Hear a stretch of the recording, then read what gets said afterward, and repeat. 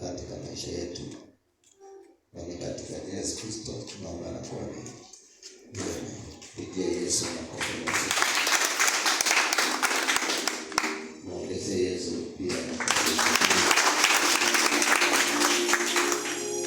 Sasa naomba tuingie katika topiki yetu ya leo. Salimia mwenzako, mwambie karibu kwenye sauti ya Mungu. Msalimie tu vizuri ikiwa unampenda, mwambie karibu kwenye sauti ya Mungu.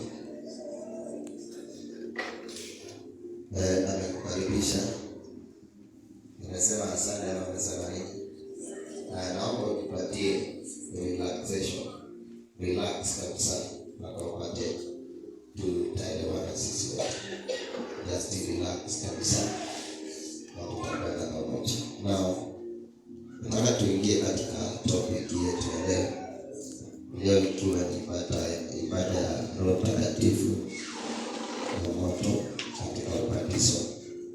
Our topic today is serious and immediate dangers of pride in the heart. Naomba tu relax kabisa.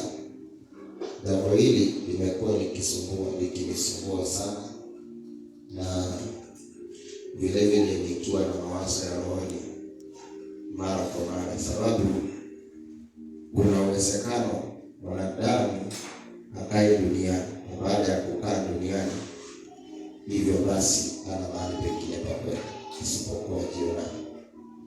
Na wakati wowote ukiwa mtu wa Mungu, lazima Mungu akupatie mtu wa ndani ambaye ni Roho Mtakatifu anayewaza pamoja na sisi vile tunaweza tukaishi na yeye milele na hata milele.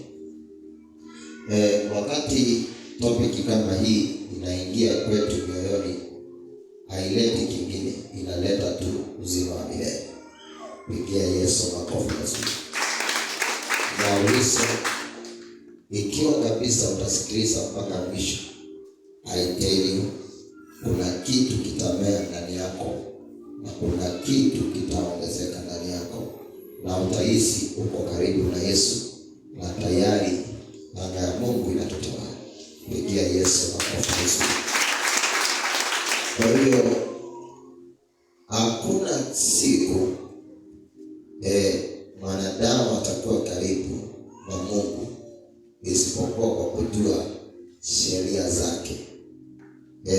Na nilisema hapa nikasema, one of the strongest belief is to believe the word and the spirit that gave the word. Ni kuamini neno na roho aliyeleta neno. Pigia Yesu tena makofi. Now, topic is serious and immediate dangers of pride in the heart. Now, wakati tunasema serious, ni kitu ambacho kinaweza kikaleta uharibifu. Wachana na hata uharibifu, ni kitu ambacho kinachoweza kuleta kuangamiza, mahangaiko, kinachoweza kutesa mwanadamu siku kwenda ile nyingine. Na hiyo ndio tunasema serious.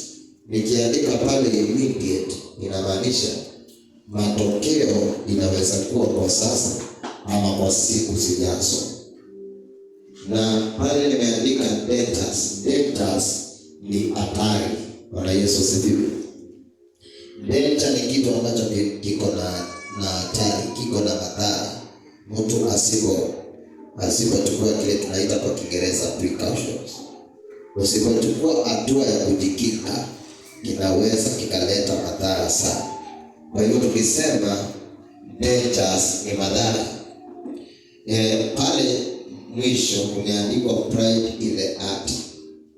Basi heart ni moyo wa neema ama moyo wa mwanadamu, na pale nimeandika pride. Pride ni kile tunasema kinaitwa kiburi. Na usikiliza ndio twende pamoja. Nataka nianze na kufafanua kile tunaita pride kabla tusonge pale mbele kwa neema ya Yesu Kristo. Na usikiliza kile tunaita proud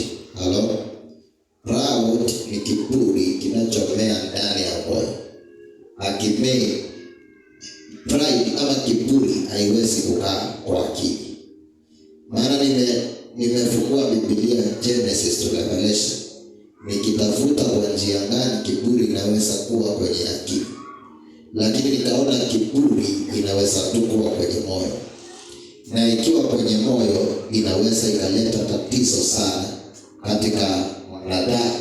Pigia Yesu makofi mazuri. Hapa kwa speaker imetulia hapa.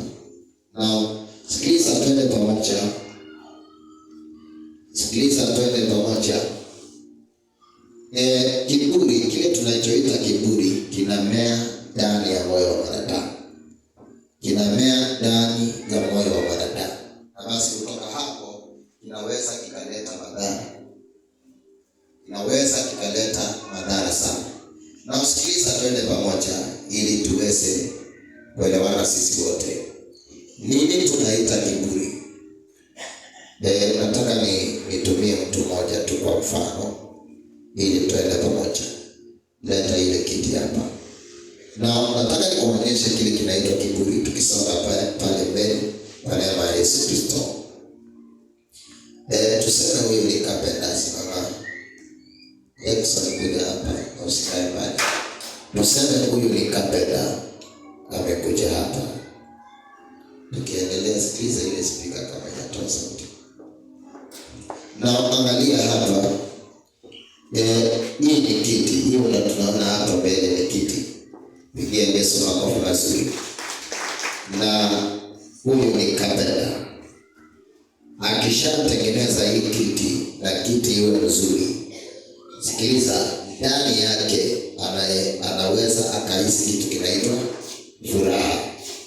Na ile furaha ikajichanganya na maringo na furaha ikijichanganya ndani ya moyo wake, sitatengeneza chakula tunachoita kiburi. Halo? Maringo na furaha inajichanganya na ndani yake kuna jitengeneza kitu kinaitwa kiburi. Na ukikutana naye basi anaweza akachange walking style. Halo? Sababu ndiye anaitengeneza ikawa nzuri. Akianza kutembea, maana umetoa sifa ukasema anatengeneza vizuri na nzuri, anaweza akabadilisha kutembea kwake. Ikiwa alikuwa anatembea hivi, ukimwona ataanza kutembea hivi. Kwa nini anatembea hivyo? Alitengeneza akapewa sifa. Furaha ikachanganya na maringo, ikachemsha moyo ukatengeneza kiburi. Sasa mwili unatii kiburi. Halo? Kwa pamoja. Halo? Pigia Yesu makofi mazuri. Basi kiburi ikimea, hata sifa inabadilika. So mtu kwa sababu ya kiburi kutembea unaweza ukabadilika. Kama yule mtu alikuwa anatembea hivi, sasa anaweza akabadilisha walking style na ikakuwa ingine. Kwa nini anatembea hivyo? Kwa sababu tayari kumemea kitu kinaitwa kiburi. Pigia Yesu makofi mazuri. Na sikiliza twende pamoja. Mwanadamu anaweza kukosa kujua kiburi ikimea, lakini tukisonga mbele utajibu maswali na kujiuliza unaelekea wapi, na kama kuna kitu kilichemka ndani yako kikakupa kitu kinaitwa kiburi. Yule mtu akiwa anatembea hivyo, kuzungumza naye atakuelezea habari ya kwamba ni yeye alitengeneza ile kiti na sifa zimeenea kila mahali kwamba yeye ndiye alitengeneza ile kiti.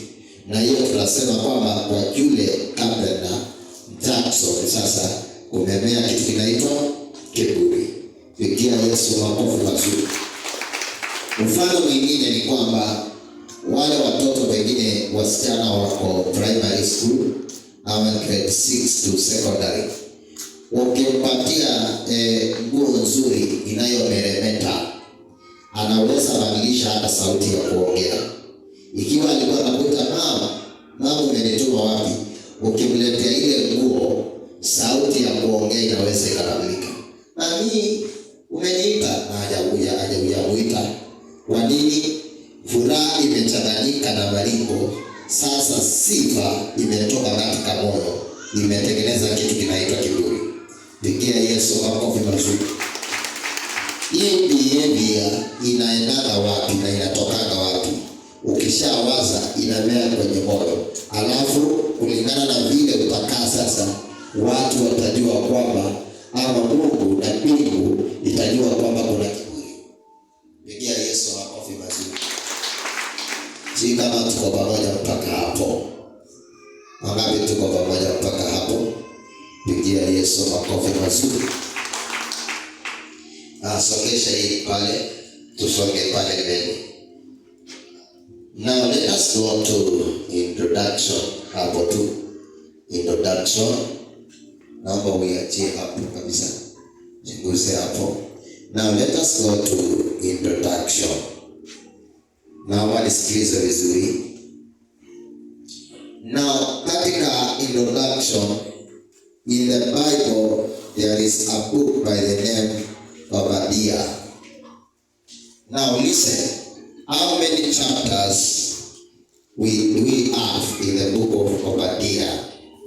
That's the first question. Obadiah iko na 1 chapter peke yake. And how many verses? Naomba uwe na Biblia lako tu, tusonge pamoja. The book of Obadiah iko tu na chapter 1. And how many verses? 21 verses. So the book of Obadiah has only 1 chapter, and then has 21 verses. Jipigieni makofi mazuri. Salimia mwenzako mwambie 1 chapter. Salimia mwenzako tu mwambie 1 chapter. Now listen carefully. The book of Obadiah has only 1 chapter and nothing else. And how many verses? The verses are 21. The verses are 21. Pigia Yesu makofi mazuri.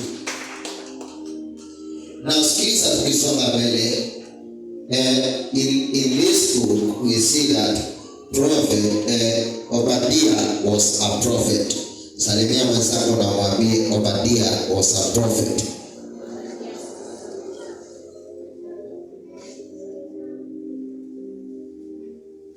Salimia mwenzako mwambie Obadiah was a prophet. Usalimie tu vizuri mwambie Obadiah was a prophet. Amesikia vizuri. So Obadiah was a prophet. Now in the Bible we will see that Obadiah kuna kitu kilikuja kwake, na ni kile kwa Kiswahili tunaita maono na kwa Kiingereza ni kile tunaita vision. Salimia mwenzako mwambie maono. Naomba tukue very life na ukue uko ready kupokea ile neno tu. Usalimie mwenzako mwambie Obadiah was a prophet. Amekwambia ni sawa. Now kila mmoja amejua kwamba Obadiah was a prophet. Now sikiliza twende pamoja. Kuna maono iliyokujia prophet ama nabii huyu anaitwa Obadiah. Kuna vision ama maono yalikuja kwake.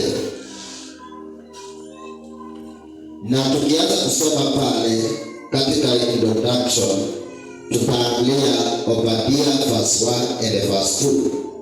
Hapo ndio tutaangalia our introduction ama utangulizi wetu, verse 1 and verse 2. Verse 1 and verse 2. Na kuna mambo tutayaangazia pale ili tuweze kuona vile Mungu anafanya kazi katikati ya watu. Ikiwa unaniona tu nipungie mkono mzuri. Asante, nipigie pia mikono. Makofi matatu tu nipigie. Na sikiliza, tunapokwenda pale, Maandiko yanasema kuna maono yalimkutia nabii Obadiah to deliver against the nation of Edom. Na tunaanza pale na kusema kwamba vision came to Obadiah. Vision came to Obadiah. Why this vision came? To deliver deliver means kukomboa. To deliver means kukomboa. To deliver means kukomboa. So kuna maono iliyomkujia nabii wa Mungu Obadia, just to deliver against the nation of Edom. To deliver against the nation of Edom. Na nitaenda tu pole pale. Kile nataka kwanza ushike vizuri ni hiyo neno limeandikwa pale Edom. Mwambie mwenzako Edom, ndio tuende pamoja. Ufundishe hiyo tu. Usalimie, mwambie Edom. Now ile vision, sikiliza tuende pamoja. Ile maono iliyokuja kwa Obadia, sikiliza, haikuwa inafurahisha Edom. Tunaelewana vizuri? Haikuwa ni ya kumfurahisha Edom. Haikuwa ni ya kufurahisha watu waliokuwa Edom. Na nataka nikuonyeshe pale ili tuende pamoja. Saa hii tuko Kenya mtituni, sawa sawa. Unaweza sikia nabii ako Nigeria na aseme Kenya tunaenda kuona vibaya. Hiyo ni kumaanisha nini? Ule unabii umetolewa na mtu aliye Nigeria, hajaongea vizuri kutuhusu, ameongea against. Kwa hivyo aliongea kitu ambacho akikuwa kifurahishe wale wakazi waliokuwa wanakaa Edom. Pigia Yesu makofi mazuri. So Obadia alipata kuona vision, lakini hii vision ilikuwa ni kinyume the expectation. Vile watu wa Edom walikuwa wanadhani watasema, hakusema hivyo. Pengine angesema watu wa Edom wataona vizuri, watafanya nini, hakusema hivyo. So aliongea unabii ulioenda kinyume na wao. Pigia Yesu makofi mazuri. Na pale verse 1 and 2 tukisoma kuna kitu kingine utatambua pale. The Lord is rousing the nations for battle to fight against Edom. Na angalia hapa kuna vision Mungu anaongea na Obadia pale. Anasema kwamba, sikiliza twende pamoja. Anasema kwamba vita itatokea. Vita itafanya nini? Itatokea. Na ile vita ikitokea, sikiliza, Mungu anasema vita itatokea. Na vita ikitokea, mataifa tofauti yataweza, sikiliza, kuinuka na yapige vita Edom. Pigia Yesu makofi mazuri. Simameni mkiwa watatu. Quickly. Na twende pamoja. Kuja sister, nyinyi pandeni juu. Nataka nikuonyeshe vizuri ndio tuende pamoja sisi wote. Tuseme hii ni Edom. Sawa sawa. Hii ni nini? Ni Edom. Sasa nabii Obadia anasema kwamba the first nation, another nation, mataifa yatainuka yapige taifa, sikiliza, yaanze vita, battle, fight, yaanze kupigana na Edom. Upate ni mataifa mengi, lakini yote yanapigana na Edom. Pigia Yesu makofi mazuri. Wangapi tuko pamoja mpaka hapo? Asante. Kwa hiyo verse 1 and 2, hiyo ndio sauti inayokujia Obadia ya Mungu kwamba mataifa watapiga vita Edom. Watapiga vita Edom. Maandiko pale yanasema the message from God is that God is going to cut down the nation of Edom to size. Na sikiliza, sauti ya Mungu ni kwamba, sikiliza twende pamoja. Sauti ya Mungu ni kwamba mataifa, sikiliza, watakuja wapigane na Edom, and they are going to cut down the Edom into sizes. Now check here. To cut down means what we call knockout. So hapo nataka nikueleze hivi. Maandiko yanamaanisha nini hapa? Vita vikianza, hakuna vile Edom itashinda. Lazima iwekwe chini. To cut down means to be completely destroyed. Kwa hiyo kulingana na vision ya Obadia verse 1 and 2 ni kwamba Edom itaisha kabisa. Hapo itafanya nini? Itaisha, to be cut down. Pigia Yesu makofi mazuri. Now, maandiko yanasema God will destroy and dishonor Edom. Check here. God is saying one thing. He's saying this, will destroy Edom. Atayaribu kabisa. Hivyo ndivyo Mungu anasema. Na hii habari inayokuja kupitia Obadia si ati ni habari la Mungu atibayani, si ati ni habari ambayo ni nzuri kwa Edom, lakini kupitia Obadia anawaambia kwamba mtaharibiwa na Mungu mwisho kabisa. Pigia Yesu makofi mazuri. Na mahali tunaelekea sasa ndio nataka ukue makini. Salimia wenzako, mwambie be careful now. Amesemaje? Now this is the question now as we continue. Secondly, God is saying he is going to dishonor Edom. Ataenda kukosa kuwapatia heshima. Atasema heshima yake kwa Edom imeisha sasa. Hakuna heshima tena kwa Edom. Hello? Sasa ile heshima Mungu alikuwa amepatia Edom ishatoka sasa. Sasa ile kimebaki, there is no respect. Mungu hana heshima tena na Edom. Now this is the question. Why God is destroying Edom? Why God is ready to destroy Edom? Why God is ready to destroy Edom? Now that is the question. Why is God ready to destroy Edom? Kwa nini Mungu sasa ako tayari kuweza kuleta kile tunaita kuangamiza Edom? Why is God ready? That is a question we can ask ourselves. Pigia Yesu makofi mazuri. Now, the other question is, why is Edom, listen, why Edom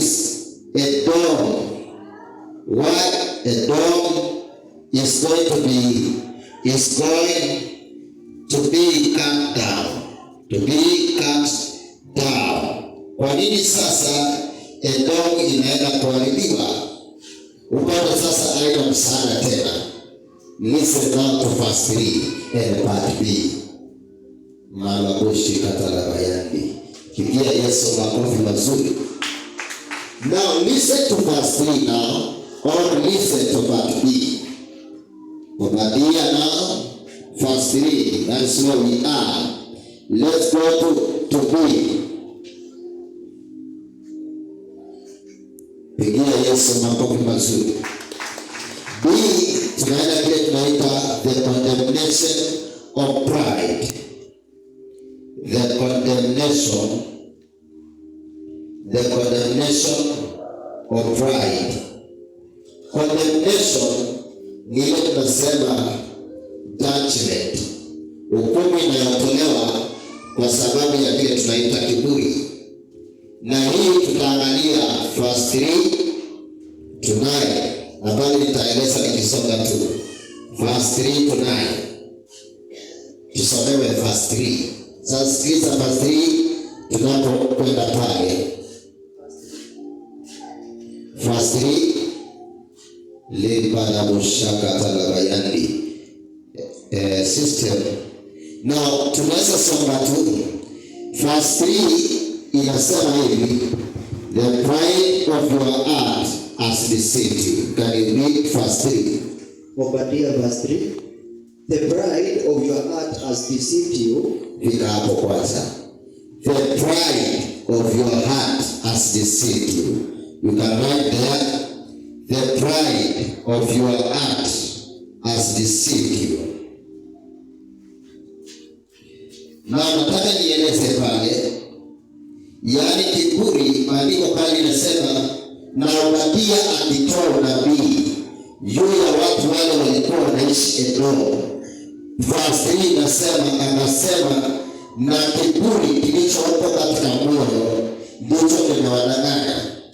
Therefore tunataka tuone hapa kile tunaita, sikiliza, kiburi kina manifest ama kinaleta kitu tunaita udanganyifu. Now pride gives forth lies. Pride gives lies.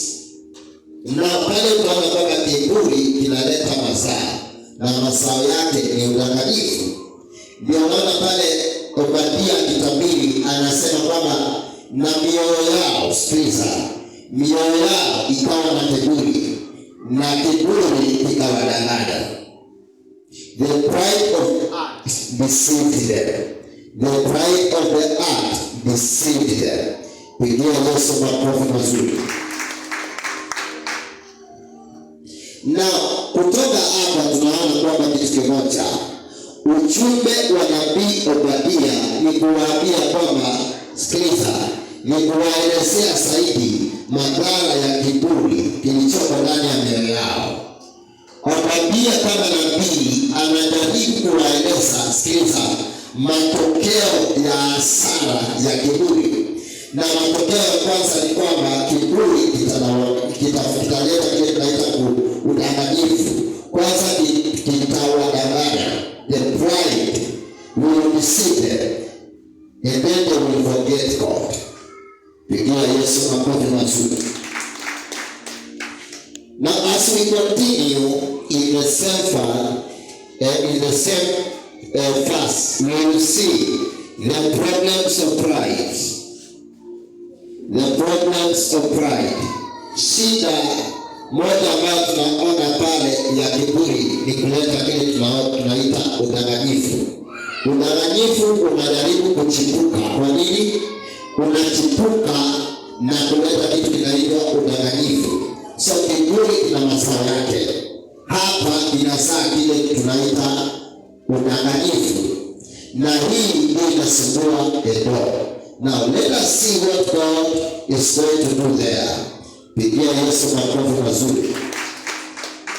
Verse 3. Sikiliza. The pride of your heart has deceived you. You who dwell in the clefts of the rock, whose habitation is high. You who say in your heart, who will bring me down to the ground? Sikiliza. Sasa hawa nataka nikuonyeshe hapa, twende pamoja. Lebada boshani libayadi. Na usikiliza, twende pamoja. Nilitoa hii kitu hapa na hiyo hapa. Angalia hapa, tunasonga pamoja bana. Na mwingine anifutia hapa. Cheki yana. Angalia hapa mbele nikuonyeshe. Thank you. Angalia hapa mbele nikuonyeshe. Hawa cheki hapa, walikuja kukawa na kile tunaita mlima, sawa sawa. Na ikiwa ni mlima, Edomu ilijengwa juu ya mlima, sawa sawa. Edomu ilijengwa juu ya mlima, ukapata wamejenga zile tunaita fortified cities. Nipangie sana hapo juu. Wamejenga kile tunaita fortified cities.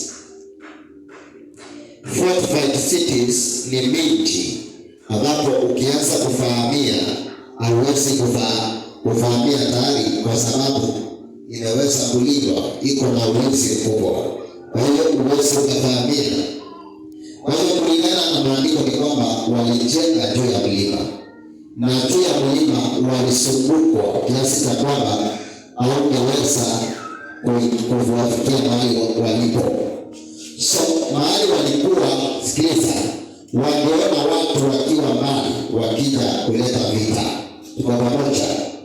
Waliona watu wakiwa mbali ambao wanaweza wakaleta vita.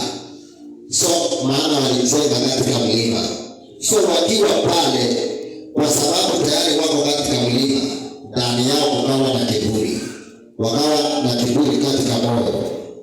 anasema hapa tulipo, sikiliza, hapa tulipo maadui wakija tutawaona na tutawashughulia kwa mbali. Hapa tulipo watu wengine hawawezi wakatufikia, maana tuko katika mlima na hakuna yeyote anaweza akatufikia. Pigia Yesu makofi mazuri. Na cheki ya pale pamoja. Sasa wakaulizana maswali, huyu kaanza kumea, wakasema who can bring stuff ya the final. Tunaona maadui wakiwa mbali, sisi ni sema huku, who can bring us down? Who can bring us down? Nani anayeweza kutuleta chini? Who can bring us down? Kwa sababu wamechenga juu ya mlima. Who can bring us down? Kumbe hawakutambua, sikiliza, kuna kitu hawakutambua na walikosa kujua. Waliona wamefika and nobody can bring them down. Kumbe Mungu apende hivi. Mungu akaangalia. Ndio iko na hii sifa. Inauliza who can bring them down. Kwa sababu ya kiburi kwa mioyo yao, wanaulizana who can bring them down. They did not know there is God who can bring them down. Now listen carefully. Walijenga juu ya mlima, hakuna yeyote angewaweka chini. Wakasema who can bring us down? Hawakujua kuna Mungu anayeweza kuwaweka chini. Na tusome katika maandiko uweze kuona. Unaweza keti mwache hiyo tu hapo. Hiyo weka chini. Hiyo izanguka hapo juu, weka hapo chini. Now sikiliza vile maandiko inasema, in all things there is no nation that can defeat them. Sasa Edom wanaona kwamba hakuna taifa hata kidogo inayoweza kuwaleta chini. Hakuna hata taifa inayoweza kuwaleta chini. That is their thinking now. Tuko pamoja. That is their thinking, kwamba hakuna taifa inayoweza kuwaleta chini. That is their thinking. They are the finals. No nation that can defeat them, and no nation that can bring them down. So wanaona kwamba hakuna kitu kinaitwa kushindwa. They are the finals. They are always the winners. Na sikiliza vile maandiko inasema tu, no nation can rise against them. Hivyo ndivyo wanaona hakuna taifa inayoinuka na kuanza kufanya vita na wao, kwa sababu wako juu ya mlima, wataisha kabla wafike.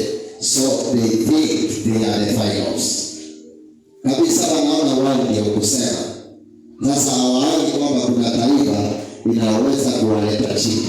They think now they are the finals. They think now they are the finals. Now listen this, as we read the scripture, kuna kitu tunaona pale. Kwa nini? Kwani hii kiburi ya Edom ilitoka wapi? Kiburi cha watu wa Edom ilitoka wapi? Ilitoka wapi? Verse 3 inatueleza mahali ilitoka. Waliona, verse 3 inasema waliona wamechenga juu ya mlima na sasa wamesungukwa.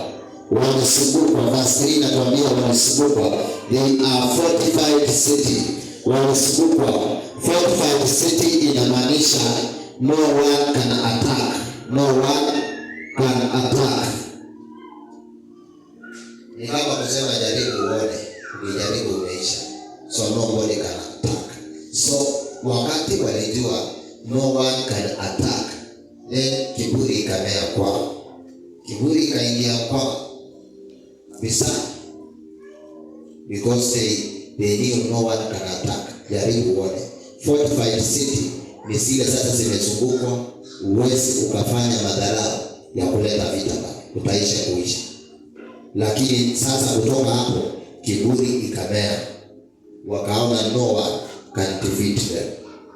Now maandiko pale inasema the city of Edom ilikuwa imejengwa ile tunaita 5500 feet. Kwa hivyo ukiangalia hii nambari ni kwamba ilikuwa juu kabisa. hata ukiwa hapa uliona ndio ile, wangekuonea kwa mbali sana. So ilikuwa imejengwa 5,500 feet juu kabisa. So ilikuwa juu, hawangeweza kuona. Wakiwa mbali tu wangeona sasa fortified city ama Edom ndio ile, na wao wanakuona na wakawa na kitu tunaita kiburi ndani ya mioyo yao. Now because of this they could not fall or be defeated. Kwa sababu ya kujenga juu ya mlima, they could not be defeated. Hawangeweza kushindwa. Kila vita wangeshinda, kila vita wanashinda, kila vita wanashinda tu, kila vita wanashinda. So vita yote ilikuja, ilikuwa ni lazima waweze kufanya nini? Kushinda. Ilikuwa ni lazima waweze kushinda. Futiwa hapa kidogo. Na tusome pale mbele. But they forgot to consider something. They forgot to consider something. They forgot to consider something. They forgot to consider something. Kuna kitu walisahau. Kabla waseme hatuwezi shindwa, kuna kitu walisahau katika akili zao. Kuna kitu walisahau.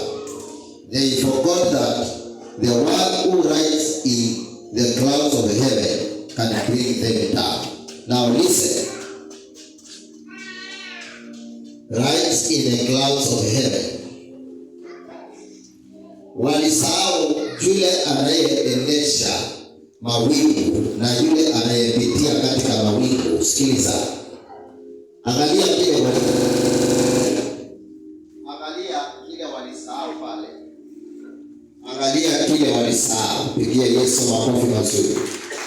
Kuna kitu kimoja walisahau. Gusa wenzako tumwambie, kuna kitu Edom walisahau. Gusa wenzako tumwambie, kuna kitu walisahau. Gusa wenzako tumwambie, kuna kitu Edom walisahau. Kuna kitu kimoja tu walisahau. Walisahau yule anayepitiana kwa mawingu. Sikiliza, anaweza kuwaleta chini. Alijua tu hii ndio walisahau. The one who rides in the clouds of heaven, yule anayepitia kwenye mawingu anaweza kuwaleta chini. Hiyo ndio walisahau. Walisahau hiyo kabisa, kwamba yule anayepitia kwa mawingu anaweza akawaleta chini. Pigia Yesu makofi mazuri. Now they looked around on the earth and they believed that they were amazing and powerful. Listen. Waliangalia dunia yote wakaona, we are powerful. Edom. Waliangalia dunia yote wakaona, we are powerful. Nevertheless, we are powerful. Na kikosi chetu, nevertheless, we are powerful. Nobody can conquer us. Then the pride came. Nevertheless, we are powerful. So waliangalia dunia yote wakaona we are powerful. They forgot one thing. Yule anayepitiana kwa mawingu, basi huyo, basi walisahau kwamba ni kama hawaoni. Na ukisoma maandiko utaona hivi. They believed that they were in control. They believed that they were in control. Walifikiria kwamba they are powerful and they are in control. Waliona kwamba basi sisi tunaweza control kila kitu. Sisi kama Edom, jeshi letu liko sawa, mahali tumejenga hakuna yule anaweza kutufikia, tuko sawa. So we are powerful, we can control everything. That is what they believed. Na that's why walikuwa na kitu kinaitwa kiburi. Wakati Obadia anasema kiburi kwenye mioyo yao kimewadanganya. Sasa waliona we are powerful, we can control everything. Waliona tu hivi, they can control everything. Pigia Yesu makofi mazuri. I wish ungeendelea bado kutengeneza hiyo sauti. Na tukisoma pale mbele tunaona kitu ambacho hawakujua. Maana they believed they can control their own destiny. They believed they can control their own destiny. Walijua kama wakaona kwa mioyo yao, sisi tunaweza kujua tamati letu ni kwamba tuwashinde, and nothing can happen. We can conquer any nation, we can control any nation, we are powerful, and we can control our destiny. So far we know we are very okay. So in them they believe that they are powerful and they can control everything and they know their destiny. Wanajua mwisho wao. Pigia Yesu makofi mazuri. Sikiliza. But listen, they forgot about God. But they forgot about God. But they forgot about God. But they forgot about God. Walisahau kuhusu Mungu. Walisahau kuhusu Mungu. Salimia mwenzako, mwambie Edom walisahau kuhusu Mungu. Usalimie tu vizuri, mwambie Edom walisahau kuhusu Mungu. Usalimie vizuri tu, mwambie Edom walisahau kuhusu Mungu. Usalimie tena tafadhali. So when they forgot about God, the foundation of pride came. When they forgot about God, foundation of pride came. Na wakati tu walisahau kuhusu Mungu, the foundation, msingi wa kiburi ulikuja kwao. Msingi wa kiburi ulikuja kwao wakati walisahau kuhusu Mungu. Na ulise, nataka nisonge pale mbele usikie, na mwenye unavuta unanipeleka pole pole tafadhali. Na ulise, twende pamoja. Tukisonga pale mbele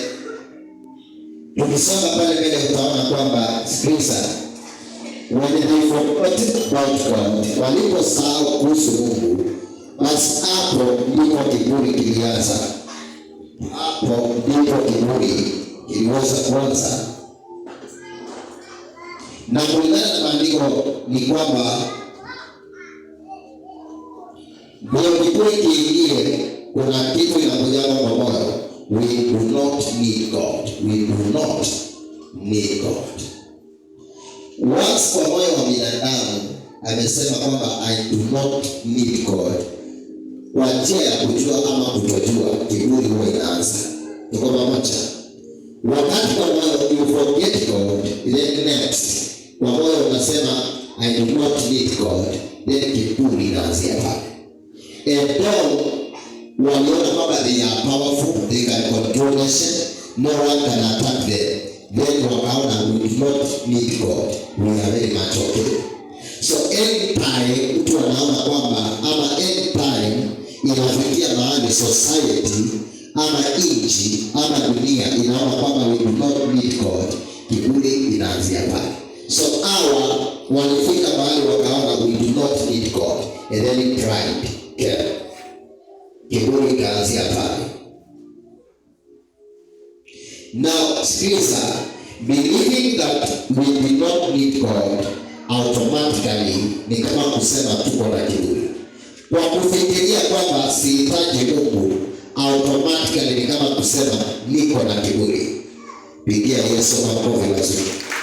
Salimia mwenzako na umuulize, do you need God? Ama uko na kiburi? Msalimie tena muulize, do you need God? Ama uko na kiburi? Anamwambia je? Amekwambia uko na kiburi? Ana kiburi. Now, most people, they think that they can depend on themselves. Now, Edom iliona kwamba inajiweza yenyewe. Hata mwanadamu akifika mahali aone kwamba anajiweza mwenyewe, automatically uko na kitu kinaitwa kiburi. Tutasonga mbele uone, naomba ukuwe makini. Salimia mwenzako mwambie kuwa makini. Msalimie mwambie kuwa makini. Na sikiliza, ilifika mahali wakaona kwamba they do not need God. Kiburi ikamea katika mioyo yao. So waliona kwamba they can depend on themselves. They can depend on themselves.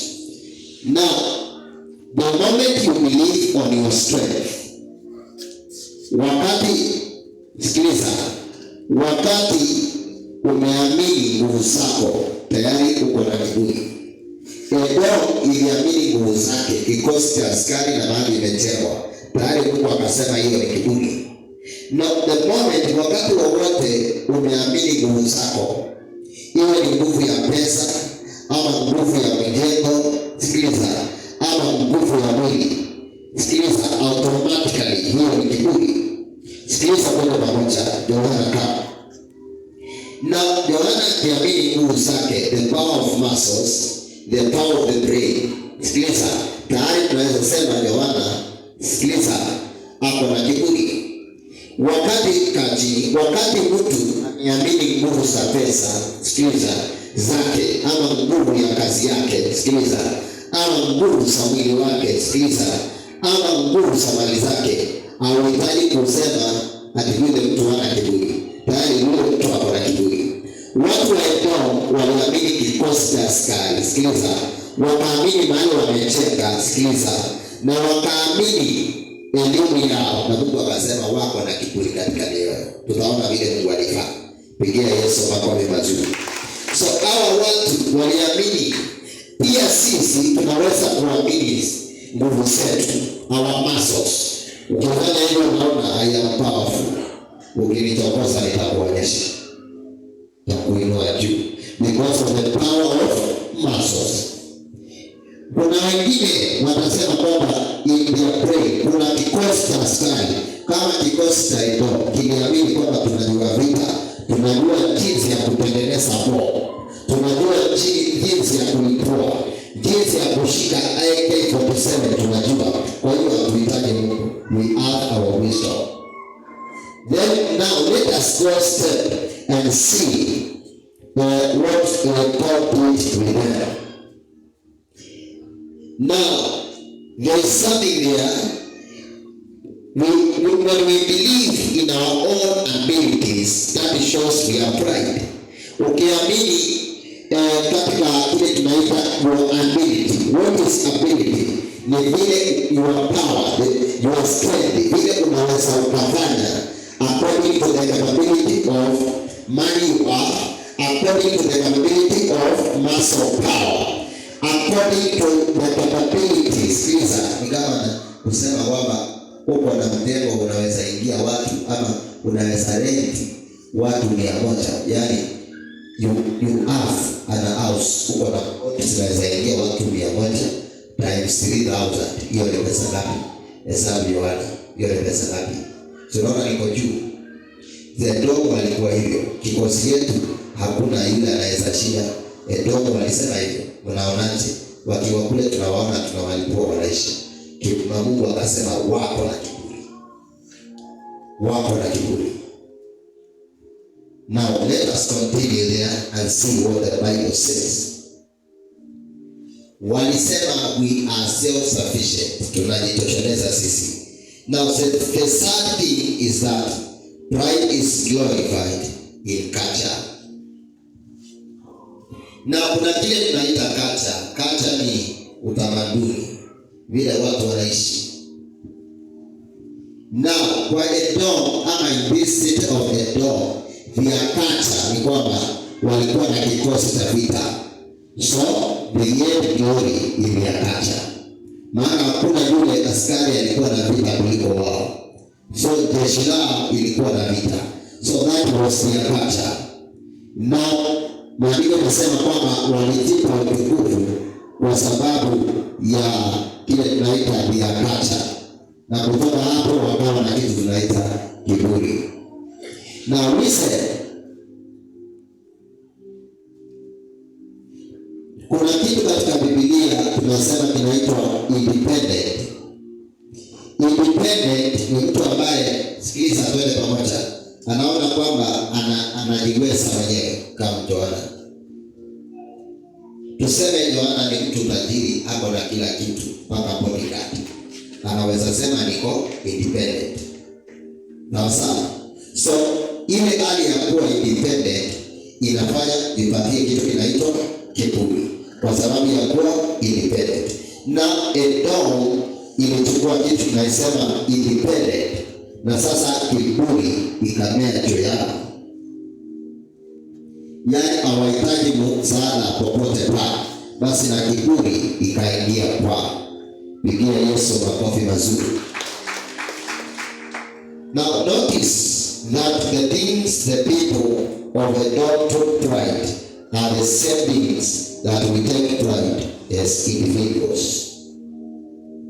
Na nataka wale hapa Edom waliona kwamba jeshi lao liko sawa, they are powerful na kila kitu. Na kwa maisha yetu zile vitu Edom walikuwa na kiburi nazo, ama ziliwaletea kiburi, it's the same things, ni vitu zile tu zinatupa kiburi hata sisi wenyewe kama Wakristo. Kuna kitu tunaita culture. Sikiliza, kuna kitu tunaita culture. Kuna kitu kingine ambacho tunasema kwamba tuko Kenya. Kenya ni country. Na angalia hapa nikuonyeshe ili tuende pamoja. Culture ni vile mimi mnaishi na vile mnakaa kule nyumbani au mnakaa katika society fulani. Vile mnakaa kule nyumbani, sikiliza tuende pamoja. Unaweza ukawa na kiburi kwa sababu ya vile mnakaa kule nyumbani. For example, takutumia Yohana leo. Tuseme kwa Yohana kule kwao wamejenga vizuri, sawa sana. Na pengine mko na lift ya mnaenda ghorofa ya 5 kuishi kule. Na kukula pengine mnakulanga nyama na chapati na mchele. Na kukula kitu kingine. Sasa kutoka hapo unaweza kuwa na kiburi kwa sababu familia yenu iko na hiyo culture. Tuko pamoja. Now, as a country kama Kenya, tunaweza pia kukawa na kiburi. Kwa nini? Tunaweza ona jeshi letu KDF na zile zingine hata ziko sawa kwa vita. Tuone hakuna yeyote anaweza kutufahamia. Tuko sawa. Basi kama Kenya tukuwe na kiburi. Na nataka nikuonyeshe sawa. Huyu anaweza kaa Kenya na aseme nikiwa Kenya niko safe. Ukiwa Kenya niko safe. Kwa nini? Kwa nini uko safe ukiwa Kenya? Kuna uhuru. Sasa anasema kwa sababu kuna uhuru. Yaani kuna jeshi. Kuna nini? Kuna jeshi. Vita ikianza kuna wale watapigana. Kitambo upigwe watakuwa wamemaliza. So kwa nini unasikia uko nyumbani Kenya? Kwa sababu kuna Edom walisikia hivyo, kiburi kikaanza kwa watu wote, kwa sababu wako na jeshi sawa, wako na elimu na wako na kila kitu sawa sawa. So kwako kulingana na vile unaishi pale nyumbani, kiburi inaweza kuanzia pale. Kuna watu wengine wanafanya kazi nzuri, unapata kazi inalipwa mshahara mzuri, kuanzia na malipo kiburi inamea. Nitengeneze hiyo sauti tafadhali, endelea kunitafuta, inaleta echo kwa masikio kabisa. Na sikiliza kuna pamoja. Kulingana na ile kazi unafanya, kiburi inaweza kuja alafu mpaka ikupate. Kuna watu ambao wanalipwa pesa nzuri na bado wanalipwa $500,000 per month. So una change working style kwa sababu ya pesa. Kama ni kudrive gari, una change even driving style, una change upeli. Kutoka hapo hata sikiliza, kiburi inamea mpaka sasa unakuwa ni uko katika hali nyingine. Edom alikuwa hivyo. Kama unaona kwetu hapa Kenya, unachagua mtu anakuwa tu MCA, anakuwa gavana, kidogo anabadilisha style kidogo. Akiwaitisha kura alikuwa anaongea vizuri, lakini saa hii akikaa anaanza kuongelesha vibaya. Kwa nini amebadilisha? Kiburi. Akiitisha kura was humble. Sawa sawa. Saa hii sasa maana amepata kiti, ako na kiburi. Kwa nini kiburi iko? Pesa, hasa na mamlaka. Edom kwa sababu ya mamlaka ilikuwa na hiyo kiburi. Pigia Yesu makofi mazuri. Now in verse 8, tusomewe verse 8. Verse 8. Will I not in that day, says the Lord, Yes. even destroy the wise men from Edom, and understanding from the mountains of Esau? Now in verse 8, they took pride in their wisdom. Sawa sawa. Verse 8 inasema kiburi ilitokana na kitu tunaita elimu. Sawa sawa. Maandiko inasema in Edom kuna city ile tunaita Tema. Kuna city inaitwa Tema. Pale ukisoma maandiko, Tema ilikuwa ni city ambayo iko pale Edom. So the Tema ama city ilikuwa ni center of wisdom. Center of wisdom. Sasa kiburi ilitoka kwa nini? Kwa sababu pale Teman ndio sasa wanaenda pale wanapokea kila aina ya elimu wanayoitaka. Kila aina ya elimu wanayoitaka ilikuwa ni lazima waende pale. Sasa kiburi kinatoka pale. Na usikiliza, sijui kama ushaiona wazazi ambao wanaliga kwa sababu watoto wao wamesoma. Yaani kiburi. Hata ukimpea maiki asalimiane kanisani, ama ni mama, praise the Lord, naomba mtuombee mtoto wangu ako ng'ambo, ako na degree, hata mama anasmile. Pigia Yesu makofi mazuri. Makofi bado sawa sawa, lakini sijui kama hiyo siku utasmile. Na pigia Yesu makofi mazuri. Now the man, it was a center of wisdom. Mpaka hata kiongozi akisimama anasema ukienda pale Tema utapata kila aina ya wisdom. Na watoto wetu wako na elimu ya kutosha, wako sawa. So kiburi katoka pale. Sisi kama usaiona gavana kwao ukiwa na university kama Machakos University, gavana akisimama anasema tuko na university inaitwa Machakos, kwa hiyo hatuko nyuma, tuko mbele. Yaani kiburi inatokana na hiyo elimu. So Edom walikuwa na sehemu inaitwa Tema, ama city inaitwa Tema. Weka hiyo sauti mpaka nikitamka inasikika, inaleta echo. Na sikiliza kwende pamoja, pigia Yesu makofi mazuri. Sasa kulikuwa na kitu kinaita elimu pale, na kiburi chao kilitokana na, kwa sababu they have a center of wisdom. Kiburi ikaanza pale. Kiburi ikaanza pale. Kiburi ikaanza pale na ikaanza kuwasumbua. Ikaanza kuwasumbua mji huu wote. Pigia Yesu makofi mazuri. Na usikiliza kwende pamoja. Kuna watu kiburi inameanga automatic. Sikiliza, na tunasema kwamba hii kiburi si mbaya. Kuna watu mwingine aliniambia kiburi ya aina hii si mbaya. Lakini tunataka kuona Edom na sisi. Edom walipatwa na kiburi kulingana na maandiko na wanapigwa upatie. Kwa sababu walikuwa na mahali pa kupokea kila elimu, kiburi ikawa kwao. Na hata sisi Kenyans, hata sisi wa Kristo, kuna vile tunapatanga elimu na tunapatwa na kiburi. Sawa sawa. Ukisikia pastor anasimama anasema mimi nimesoma mpaka nikafika hii, kwa hiyo huwezi kuletea kisirani. Kiburi yake ni ya masomo. Sawa sawa. Ilikuwa hivyo, kiburi yao ilitokana na kile tunaita masomo. Pigia Yesu makofi mazuri. Na kusenge pale mbele uone vile maandiko yanasema. Now we do the same thing as believers. We think we are educated. There are people who think they are educated. Sijui uliona wakati ambapo wale watu wako pale cabinet Kenya for example, wakioji mchungaji wanamuuliza kwanza, do you have a degree? They start from there. Do you have a degree? Do you have a degree? That is where they start. Now listen, hao watu wa Teman walianzia hapa. Sawa sawa. Walianza na kiburi hapa. Mtu yeyote amesoma, masomo inaweza ikampa kiburi asipochunga. Na tunataka kuona Edom walikosa, walisahau Mungu kwa sababu ya masomo. Walisahau Mungu kwa sababu ya masomo. Na sikiliza, kuna mtu ataweka supermarket sawa sawa, kwa sababu supermarket inaleta customer mpaka Sunday. Sikiliza, atamsahau Mungu. Kwa hiyo hakuna kufunga supermarket hata Jumapili, na wafanyikazi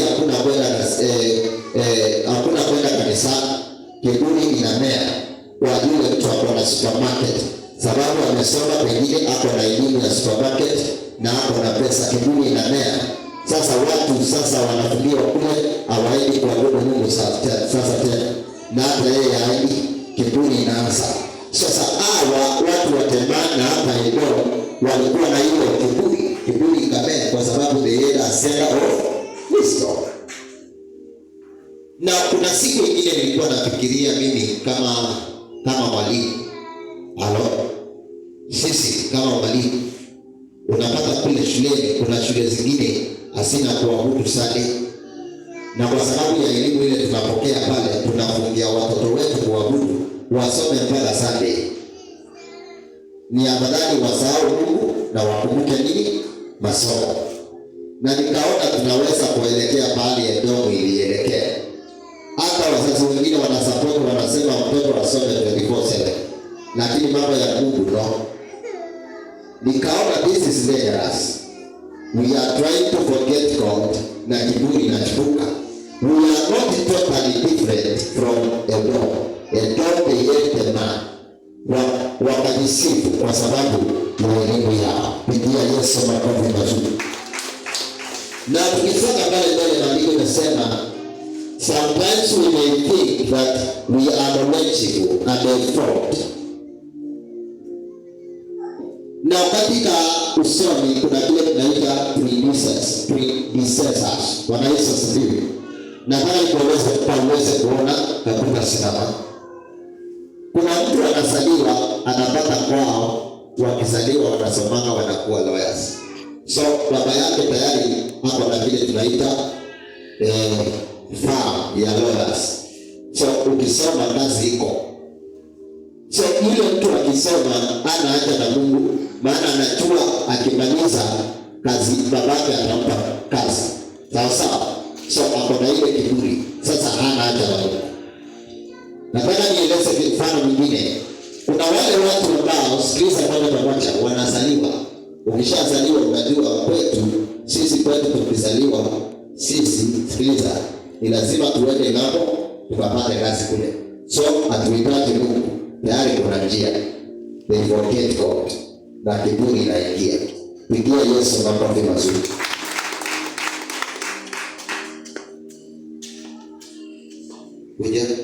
Pigia Yesu makofi mazuri. Pigia Yesu tena makofi mazuri. Salimia mwenzako, mwambie listen.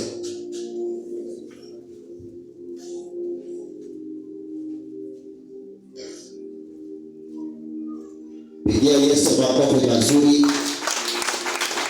Na sikiliza hapa tukisonga mbele. Kuna watu ambao kule wamezaliwa, sikiliza, kule wamezaliwa wanajua kazi zinakuanga automatic. So hawahitaji Mungu. Wakati watu wengine wako kanisani wanainua mikono Mungu awasaidie na kazi, wao hawana hiyo. Maana kazi iko. Basi kiburi iko. They don't want God. Wakati unaomba Mungu at least Mungu nijalie mtoto wangu asome, yeye hana hiyo. Kwao ni automatic. Ni automatic kwenda national school na kupata kazi. Hiyo ni automatic. So hawana haja na hiyo. Then they forget God. Ikiwa watakuja kanisani ni kuja kuwauliza mko na shida gani, ndio wapatie nini? Mishahara na pesa. Na kiburi inakuwa kwao. Then they forget God. Now let us proceed and see. Kwa sababu we are very smart. Kwa sababu watu they are very smart. They are very smart in prayer.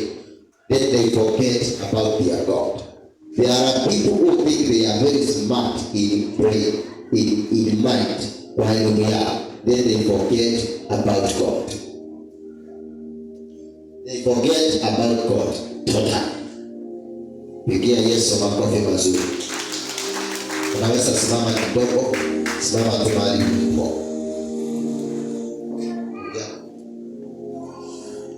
Simama, salimia mwenzako, mwambie listen. Tunaendelea bado. Nataka msalimie, mwambie listen.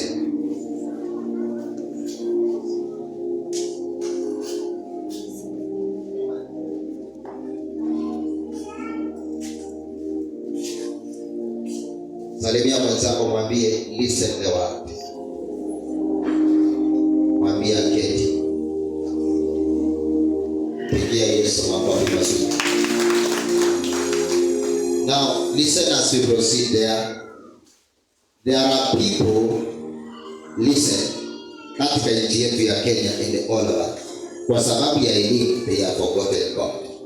Now listen this, wasomi na wale wamesoma sana wana calculate, wanaona ibada inaweza kuwa 3 hours. Hello? Then they forget kwamba tunafaa tumpe Mungu nafasi. Now sikiliza hapa, twende pamoja.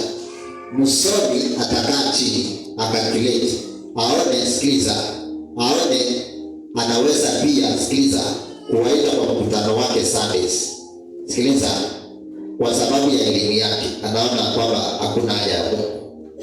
Hata wewe mwenyewe kwa sababu ya masomo, sikiliza, unaweza kaa chini uone at least kuna pesa na inahitajika Tuesday, so Sunday sitaenda kanisani, tafute masomo inakudanganya, you forget the time of worship.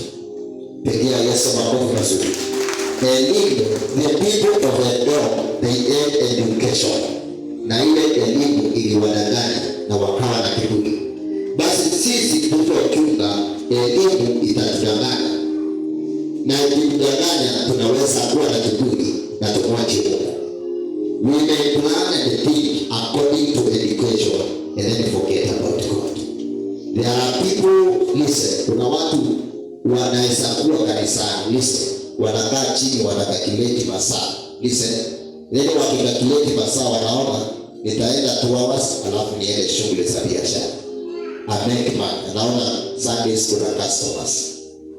Hiyo ni kitu inakudanganya, kwa sababu uko na kazi, kiburi inaingia na unaacha Mungu siku ya Jumapili.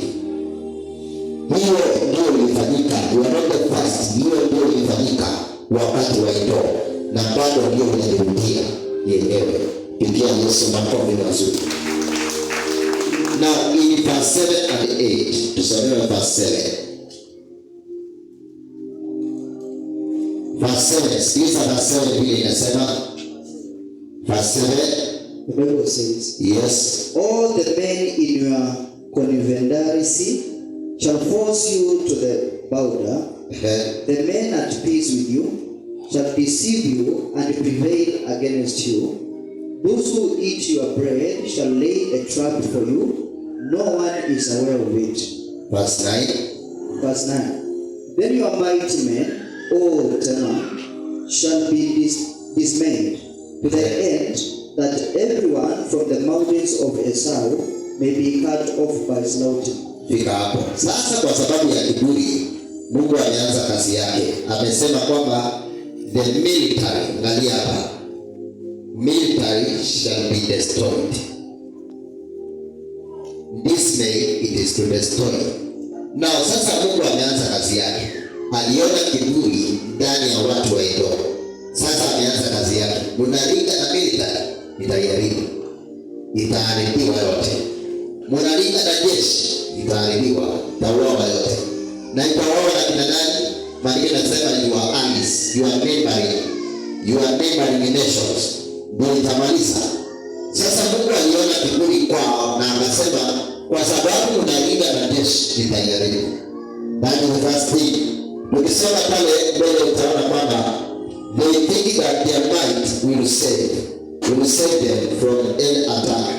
Now listen this, Mungu anasema jeshi lao litaharibiwa, it shall be destroyed. Now katika mawazo yao waliona kwamba tunachungwa na jeshi, tunalindwa na jeshi. Sasa Mungu amesema tutajaribu. What is going to happen? Ni nini hasa sasa kitafanyika?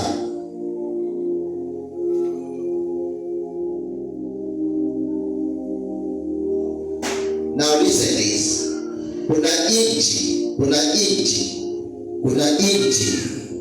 Kuna inchi zinazofikiria kwamba, sikiliza pale pamoja, kuna inchi zinazoona kwamba kwa sababu tuko na jeshi tuko sawa.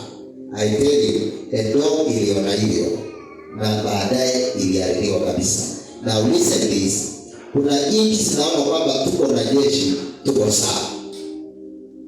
Tuko na jeshi tuko sawa.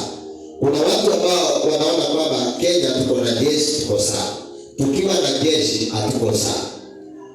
Na tukaona pale, as long as kiburi iko, Mungu huwa anaamua, sikiliza, analeta ile tunaita program yake.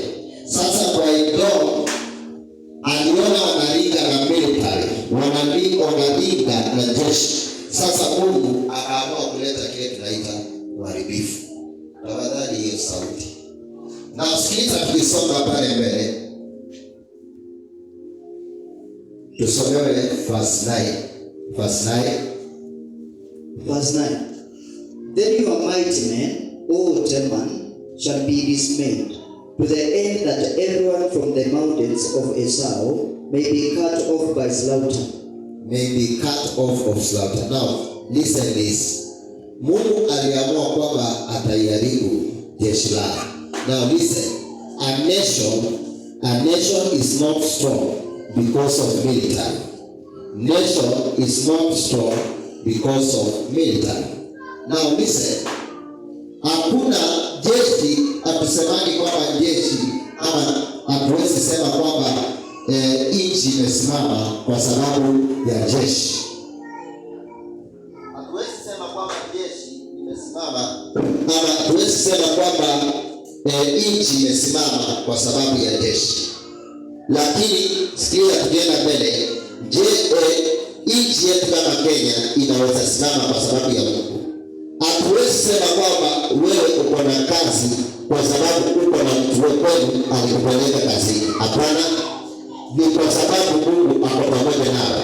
Na tunataka kusoma pale mbele ndiposa uone Edom waliona kwamba wamesimama, they are strong because of military, but God decided to destroy the military.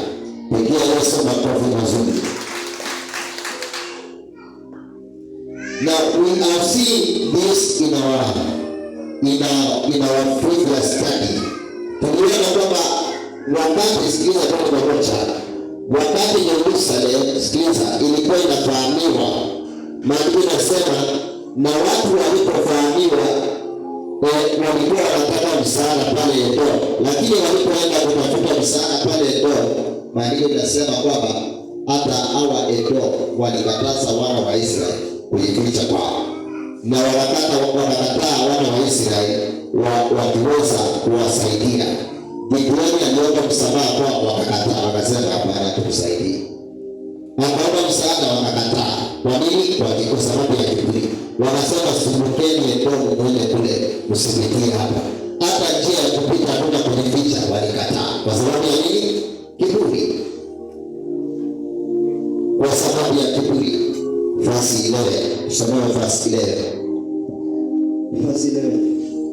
In the day that you stood on the other side, in the day that strangers carried captive his horses, when foreigners entered his gates, and they cast lots for Jerusalem, even you were as one of them. Piga hapo. Pigia Yesu makofi mazuri. Na chembia, salimia mwenzako, mwambie angalia hapa. Na sikiliza, Mungu, kwa nini Mungu aliamua kumaliza jeshi yao? Kwa sababu walikuwa na kiburi na kuona kwamba ndio wanaweza. Mungu akaamua kuimaliza. Pale mbele tunaona kwamba hata Mungu, wakati Babylonians, sikiliza, walikuwa wanaharibu Yerusalemu, maandiko yanasema wakipitia pale Edom walikataliwa. Ama watoto wa Israeli walipotafuta njia ya kuwepa wakirudi Yerusalemu, walikatazwa na wao kupita. Basi Mungu akaangalia akaona kiburi ya Edomu iko katika hali ya juu.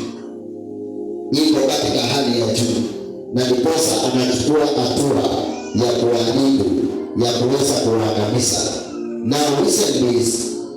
Wakati mingi Mungu huwa anatuonya kuhusu kiburi, na kiburi ndicho kinatufanya kwamba tumsahau. When you forget God, it means we have kile tunaita kiburi. Na katika kitabu cha Deuteronomy, nataka tusome tu verse moja pale. Deuteronomy 8:11. Naenda kusoma kwa wengine 8:11 to 20. 8:11 to 20. Sikiliza vile maandiko inasema, tusomee tu 11. Deuteronomy 8 verse 11. 11 inasema nini? Beware that you do not forget the Lord your God by not keeping his commandments, his judgments, and his statutes, which I command you today. 12. Lest when you have eaten and are full, and have built beautiful houses and dwell in them. 13. Verse 17. Verse 17. Yes. Then you say in your heart, Yes. My power and the mighty of my end have gained me this wealth. Fika hapo. Takueleza tu, utaenda kusoma ni pale Deuteronomy 8:11 to 20. Vile vile wachana sasa na Edomu, hata pia hapa Deuteronomy 8. Pigia Yesu makofi mazuri. Mungu sikiliza, aliongea na wao na akawaambia, nyinyi chungeni msikose kutii sheria zangu, na msiseme kwa mioyo yenu, tumejenga nyumba na sisi ndio tumetafuta huu utajiri. Maana mkifanya hivyo, basi kutakuwa na kiburi na mmenisahau. So wana wa Israeli pale Deuteronomy 8, Mungu aliwaonya akawaambia, msijenge nyumba nzuri na mkae, msipate chakula cha kutosha, na msipate utajiri, alafu mmoja mseme, sikiliza, mmoja mseme ni kazi yenu. Mungu aliwakataza hiyo. Na sikiliza tuone hapa, vile nimesema Edomu walikuwa na kila kitu, chakula, kila kitu chochote walichohitaji. Hata wakiomba msaada hawakutaka, na ndani yao kukawa na kiburi. Lakini kulingana na maandiko ni kwamba Mungu hakuwa anapenda hii kiburi. Aliona kwamba kiburi sio nzuri katika maisha ya watu. Lakini wakati waliingia katika kiburi, ulianza kuja na vitu tunaita disasters. Bwana Yesu asifiwe. Maana jeshi linaharibika. Na tuseme pale mbele, what is your pride means you have forgotten God. Your pride means you have forgotten God. Wakati uko na kiburi, unasema kwamba nimejenga nyumba, niko na pesa na niko na kazi, alafu unaanza kulinga na hizo vitu. Sikiliza, it means you have forgotten the power of God. Mtu yeyote aliye na Mungu, sikiliza, you don't listen. Kiburi haiwezi kuja kwa sababu umejenga nyumba nzuri. Kiburi haiwezi kuja kwa sababu uko na kazi nzuri. Kiburi haiwezi kuja kwa sababu uko na mshahara mzuri. Kiburi haiwezi kuja kwa sababu uko na biashara nzuri. Sikiliza, hiyo Mungu alikataa. Kwa hivyo walikosa kutii na wakaharibiwa. Kwa wana wa Israeli waliona na wakashauriwa na Mungu, wakaambiwa kwamba mkipata chakula, muwe na nyumba nzuri na muwe na mali, usiseme ni nini. Endeleeni kufuata amri za Mwenyezi Mungu. Pigia Yesu makofi mazuri. Pigia Yesu makofi mazuri. Now listen, in our lives, do you think your success is your power? Do you think your success is your power? Do you think your money is your power? Do you think your country is your power? Do you think your account is your power? Do you think your family is your power? Now, hii ndio swali tuko nayo. Ikiwa Mungu anasema kwamba hakuna chochote kinachoweza kusalisha kiburi hapa duniani, sikiliza, Tusiseme kwamba katika maisha yetu tunafanya vitu zote kwa sababu ya nguvu zetu. Tunafanya vitu zote kwa sababu ya nguvu ya Mwenyezi Mungu. Pigia Yesu makofi mazuri. Let us go to the book of Jeremiah 49:14 and 16. The words of Obadiah, they are also here. Jeremiah 49. Na tupitie pale kidogo usikie vile Jeremiah alisema 14 to 16.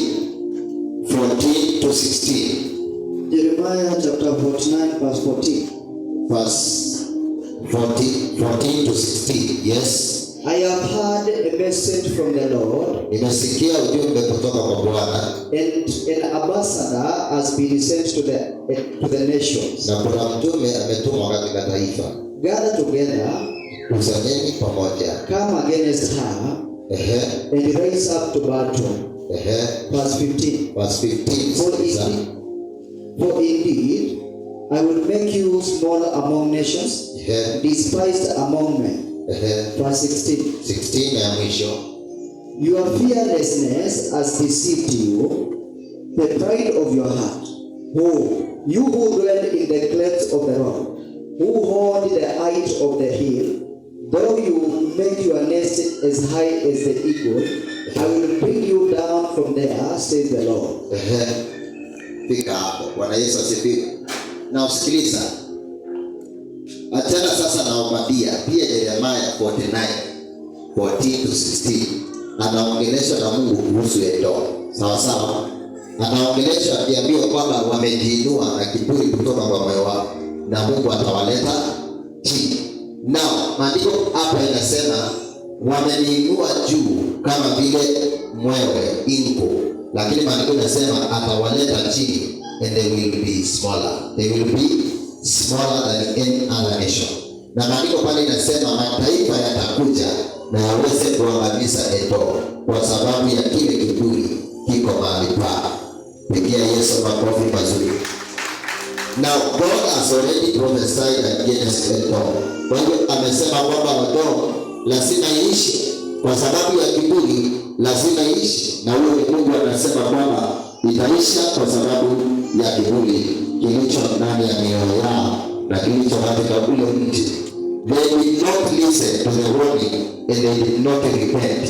Ndio maana Mungu anasema kwamba lazima waishi. Na maandiko yanasema their judgment will leave nothing. Tusamee verse 5. Obadiah verse 5. Sikiliza verse 5. Verse 5. Yes. If thieves had come to you, if robbers by night, how you will be cut off. Would they not have stolen till they had enough? If grape gatherers had come to you, would they not have left some gleanings? Fika hapo. Bwana Yesu asifiwe. Na kutoka pale verse 5, Mungu ana signal kitu kinaitwa judgment. Na hapo ndipo naomba tuingie. Ana signal kitu kinaitwa judgment. Kwa sababu ya kiburi kwenye mioyo yao, sikiliza, anasema kwamba ataleta kitu kinaitwa judgment. Bwana Yesu asifiwe. Pigia Yesu makofi mazuri. Now, nataka tuende next, usikie vile maandiko yanasema verse 10 to 14. Obadiah 10 to 14. Verse 10. Yes. For your violence against your brother Jacob, Yes. shame shall cover you, and you shall be cut off forever. Verse 11. Verse 11. In the day that you stood on the other side, in the day that strangers carried captive his forces, when the foreigners entered his gates, and they cast lots for Jerusalem, even you were as one of them. Fika hapo. Utaenda kusoma mpaka 14. Na maandiko pale inasema bana kueleza kwamba pride leads to evil. Kiburi kinaleta mabaya. Kiburi kinaleta mabaya. Sasa tunaona hapo Mungu akisungumuza mabaya. Kwa nini Mungu anasungumuza mabaya? Kwa sababu ameona kiburi katika mji wa Edom. Ndio maana anasungumuza mabaya. So a dog is judged for its attitude ama behavior ya kiburi. Tabia ya kiburi ndio inafanya a dog itabiriwe hai. Na Mungu anasema kwamba maovu yatafanyika katika hilo kwa sababu ya kiburi. Na maandiko yanasema kiburi ndicho kilileta maovu yakatawala katika mji wa Edomu kabisa, na wakawa hawana pa kwenda. Ukisoma verse 10 tunaona kwamba kuna maovu mabaya yanakuja pale. Maandiko yanasema violence, vita itatokea na wataanza kuuawa, wataanza kukufa vita ikitokea. Kwa nini? Kwa sababu wako na kiburi. Kwa nini Mungu anaruhusu waweze kuuawa? Kwa sababu ya kiburi chao kinachowatawala. Na tukisoma pale utaona kwamba nataka nikueleze pale, tusomee verse 11 peke yake.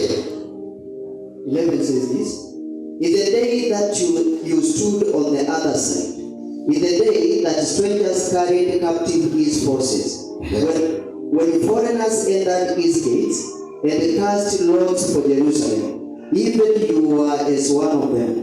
Pigia Yesu makofi mazuri. Now listen, nataka nikueleze pale 10:14. Pale maandiko yanasema wakati Israeli walitoka Babylon wakielekea Yerusalem, walitafuta njia wakakatazwa, wakatafuta chakula wakakatazwa. Na Mungu akaona ni kiburi, wanaringa kwamba wako na nguvu hata wakati kuwasaidia. Basi Mungu akasema bado ataleta maovu kwao. Anasema kwamba they will be the smallest ever, na watu ambao vita itatokea na watauawa mpaka waishi. Pigia Yesu makofi mazuri. Now listen this. Nataka tusome pale mbele kidogo nikueleze, tuende pamoja. Kwa nini inafikianga, sikiza. Kwa nini inafikianga mahali tunakuwa na kitu tunaita genocide? Genocide ni watu wengi kukufa mara moja. Na usikiliza. Sikiliza twende pamoja. Nchi kama yetu ya Kenya, nataka kueleza hapa twende pamoja. Mtu mmoja anaweza kuingiwa na kiburi na amsahau Mungu. Akimsahau Mungu, sikiliza. Akishamsahau Mungu, sikiliza, kwa sababu ya kiburi anaweza akarecruit ama akasachiwa wengine katika ile kikundi ya kiburi. Baadaye kutatokea kile tunaita vita, na vita inaweza sababisha kile tunaita kuuawa kwa watu wengi. Now, katika historia tunapata kuna wale watu walitangulia kuwa na kiburi kama Hitler. Hitler alikuwa na kiburi, akaona kwamba yeye anajua vita, hakuna mtu mwingine anajua vita. Kiburi kaingia kwake, basi ukiinuka kidogo anakuwa analeta kile tunaita mauaji. Na sikiliza, hata kweli nyumbani, ukihisi wewe ndio mwenye mali pale, ukihisi wewe ndio mwenye tajiri, ili kiburi ikishakuingia ndani, unaweza ukaleta mauaji pale kwa sababu ya ile kiburi. Na tunataka tuone hapa, Mungu kuna kitu aliona katika hilo, akaona wakiendelea hivi, hii kiburi inaweza ikawafanya walete mauaji hata katika nation. Na Mungu akaweza kuleta kuwamaliza military wao, wakaweza kuwa very small, kiasi cha kwamba hawawezi leta mauaji tena. Pigia Yesu makofi mazuri. Pigia Yesu tena makofi mazuri.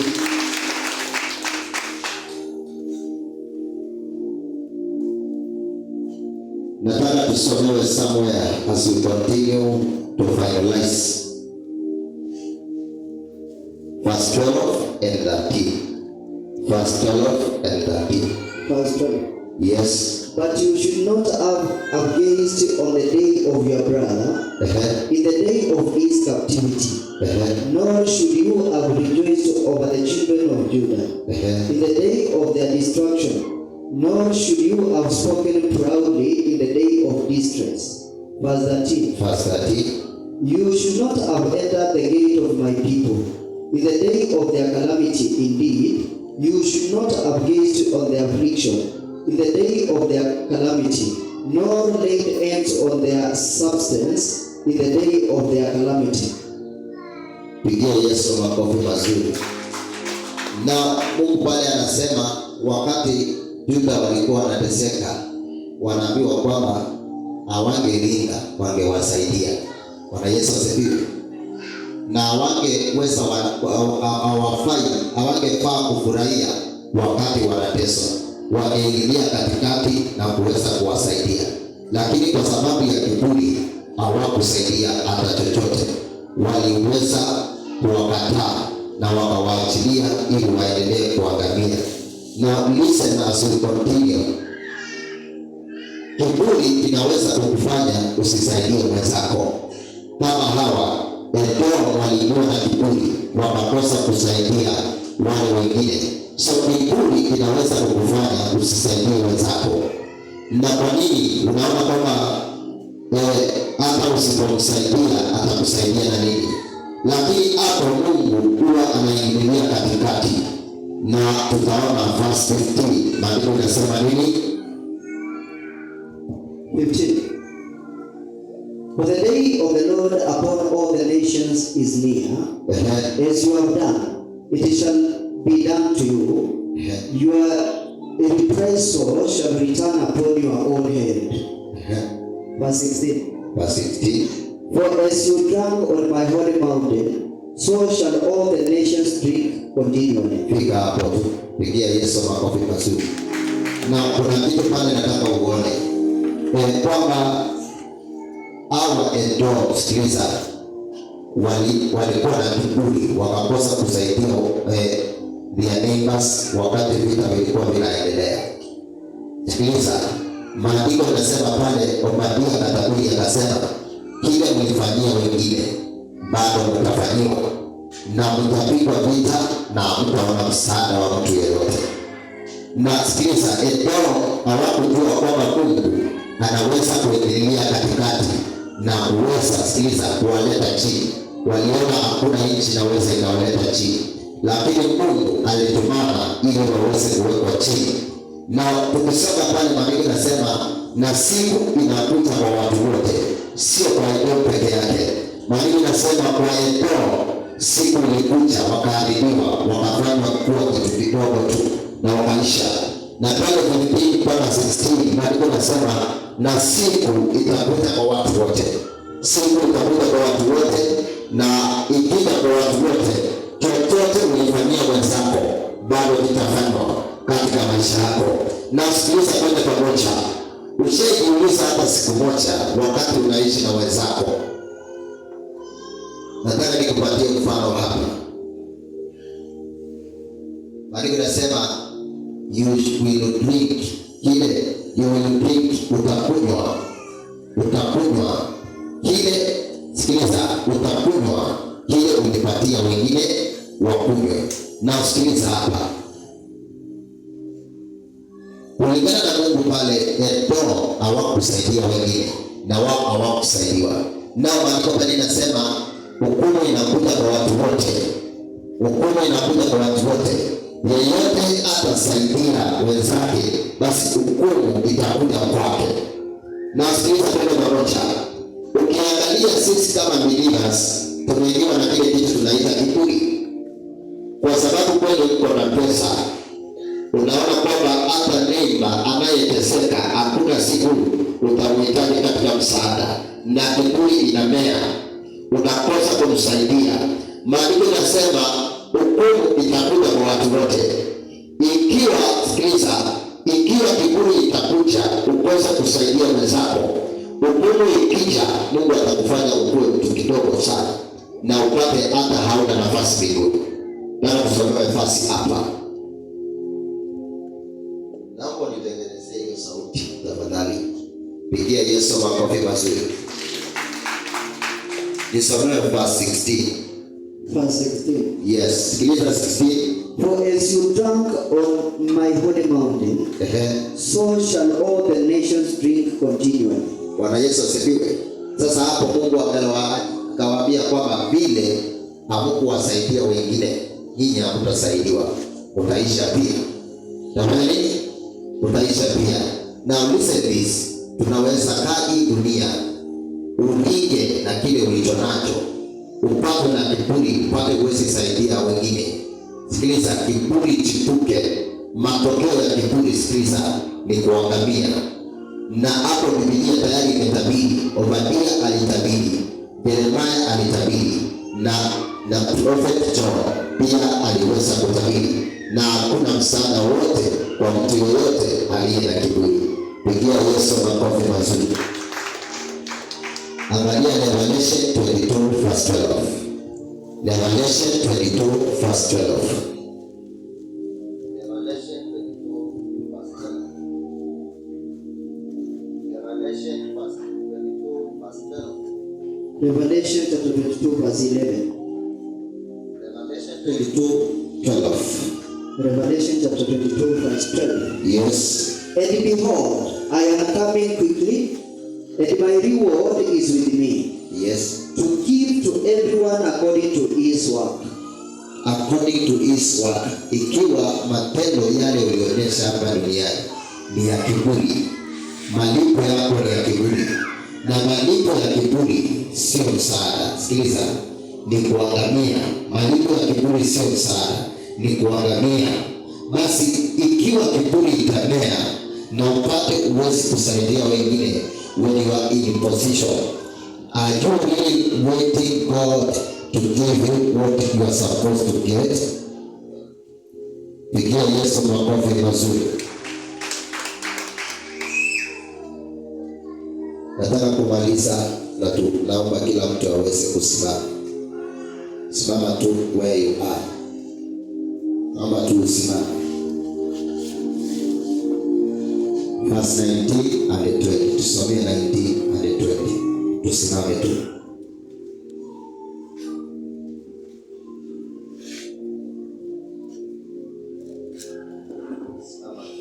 Where you are. Simama tu mahali uko. Obadia 19 and 20. 19 and 20. Yes. The inhabitants of the south shall possess the mountains of Esau, and the inhabitants of the Philistine lowland. They shall possess the field of Ephraim, and the fields of Samaria. Benjamin shall possess Gilead. Verse 20. Yes. And the captives of these hosts of the children of Israel shall possess the land of the Canaanites, as far as Zarephath. The captives of Jerusalem who are in Sepharad shall possess the cities of the south. Hapo. Na unataka usikilize nikueleze pale ukiwa umesimama. Edom hakuna siku ilikuja kupata msaada. Maandiko ilisema it shall be small. Now listen this. Pale katika haya maandiko inasema katika taifa Edom inafananishwa na wale watu ambao wanakaa na kiburi na ni wa Kristo. Maandiko inasema yeyote anakaa na kiburi na ni Mkristo atakuwa mtu wa chini hata baada ya Yesu kuja. Na Revelation 22 inatuambia kwamba 12 hata Yesu akija atakuja kumlipa mtu, kila mtu kulingana na matendo yake. Ikiwa matendo yako ilikuwa ni matendo ya kiburi na ukaona kuna mtu anayeweza kuleta chini, unaye yule Mungu anayeweza akakuleta chini. Kwa hivyo tukiwa katika hiyo hali, nataka uliwaze ndani yako, ni kweli kweli mko matajiri, ni kweli kweli mko na land, ni kweli kule umetoka, ni kweli umejenga, ni kweli uko na kazi nzuri. Je, hiyo imekupa kiburi katika maisha yako? I need you to think of that. Maana Edom ilitabiriwa kuisha kwa sababu ya mambo kama haya. Na sisi tukiwa na mbegu ya kiburi, maandiko yanasema kwamba hatuko kundi ama hatujatengwa kuhukumiwa katika hii line. Kwa hivyo ikiwa uko hapa na unahisi ndani yako pengine kuna kiburi ilimea kwa sababu kuna kitu mahali inakupa hayo maono, kwanza kwamba kukuwa na kiburi. Naomba tu uinamishe jicho chako chini na mwambie tu Mungu akusamehe. Tamka tu, mwambie tu Mungu akusamehe. Ikiwa unaona kuna kiburi kidogo katika maisha yako tu, umwambie tu dakika 2, umwambie tu Mungu akusamehe.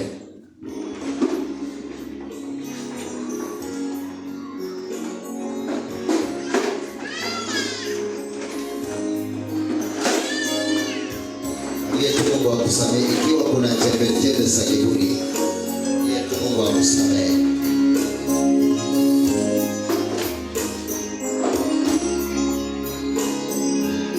Mungu akusamehe.